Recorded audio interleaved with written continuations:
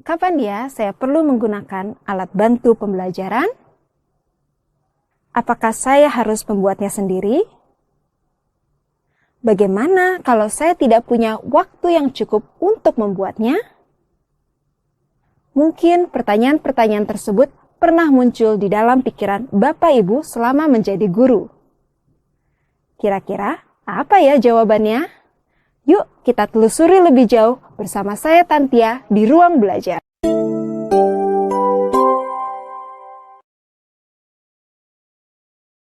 Halo Bapak Ibu Guru, pada video kali ini saya akan membahas tentang penggunaan alat bantu pembelajaran. Menurut Bapak Ibu, kapan ya Bapak Ibu perlu menggunakan alat bantu pembelajaran? Sebenarnya pentingkah alat bantu tersebut?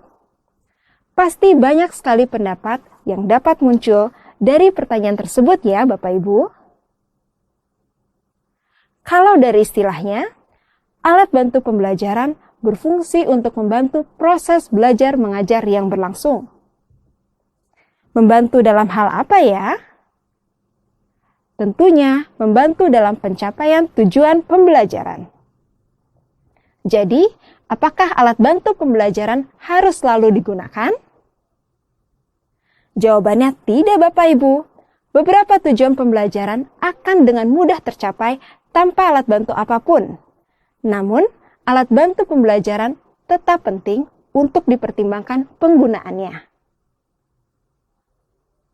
Alat bantu pembelajaran bisa dimanfaatkan untuk memberikan fokus terhadap materi pelajaran, menyamakan persepsi siswa sebelum masuk ke materi berikutnya, mengkonkretkan konsep-konsep yang abstrak, atau sesederhana memberikan variasi kegiatan agar siswa tetap termotivasi untuk belajar.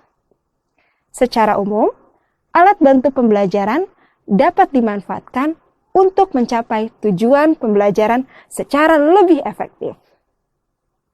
Alat bantu pembelajaran yang sama dapat digunakan dengan cara yang berbeda-beda. Hal tersebut tergantung dari pengajaran kreatif yang ditampilkan oleh Bapak Ibu Guru dan bagaimana alat bantu tersebut dipersiapkan. Kira-kira langkah apa saja ya yang diperlukan untuk menyiapkan alat bantu pembelajaran tersebut? Terdapat 6 langkah yang dapat Bapak Ibu lakukan. Ke-6 langkah tersebut dapat disingkat menjadi ASSURE, A-S-S-U-R-E. Langkah yang pertama yaitu Analyze Learner Characteristics.